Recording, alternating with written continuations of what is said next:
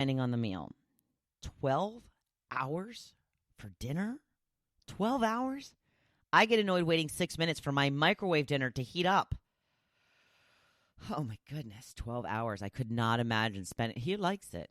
Good for him. I mean, he's certainly not the only one. People do enjoy the smoking of the food and all of that kind of stuff, but not me, man. I can't stand that I have to smell it for 12 hours before I can eat it. And then the worst part always is when it's finally done, he brings it in the house. I'm like, ooh, let's dig into that bad boy. He's like, nope, it's got to rest for 20 minutes. 20 minutes, got to rest. What? It's just cooked for 12 hours. Now it's got to rest? Ugh. Him and his rules making me hungry. Always making me hungry. But I have gotten a little better. A little bit better. A little more calm. A little more able to roll with the times. I credit it with the work I've done on myself and a little credit for medication. But being impatient is another behavior that just does not serve us. First, it rushes us through life. Why the big hurry? I don't really know, but I must get to where I'm going as quickly as possible and spend the least amount of time waiting for anything. Why can't we just enjoy the ride? Are you stuck in traffic? Take in the scenery. Check out other cars and watch people on the slide. People watching is always fun. Turn the music or your podcast up. Sit back, relax. You will get to where you're going. It's not the end of the world if you're going to be late for work. I understand that's a little stressful, but stressing over it is not going to get you to work any quicker. And if you just relax and take in the view, you're still going to get to work when you're going to get to work, but now you're going to be a little bit more calm and not so freaked out and uptight and stressed. It's not the end of the world, people. It's okay.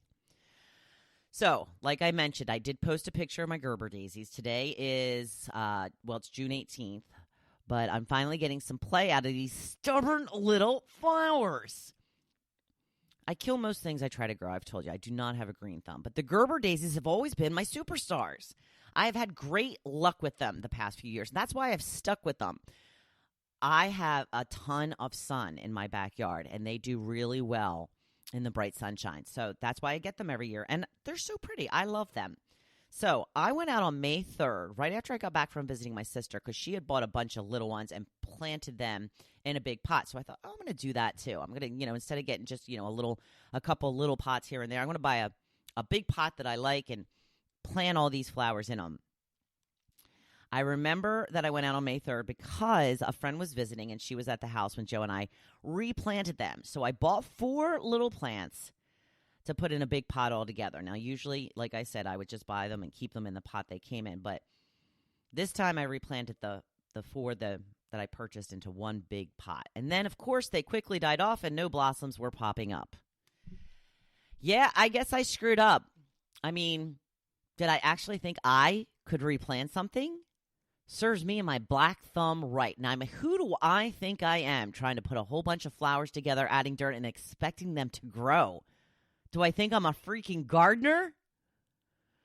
Well, the leaves look pretty good, but there were no flowers. So I kept watering them. I kept asking them, where are the blossoms? I'm waiting on the blossoms. Come on, let's go. Let's start moving up. Let's go. Well, they took their good old sweet time, but they finally started popping up. So like I said, it's been a month and a half. A month and a half of me not getting to enjoy my Gerber daisies.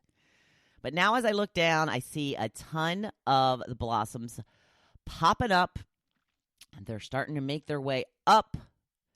So my superstars are back. Took long enough, but I did not give up. I gave them food, water, lots of love, and finally they delivered. I was patient. I did not give up on my Gerber daisies, just like I will never give up my tomatoes. I don't know if I will ever eat my own homegrown tomatoes, but I grow them every year regardless. The fruits of my labor now abound when it comes to the Gerber daisies, and I probably enjoy them and appreciate them a little bit more than I would have if they would have been performing all this time. Now, granted, I did lose a month and a half of not being able to look at them, but now I know I brought them from the brink. I brought them from the brink of death, and they're finally performing like they were supposed to have been all along.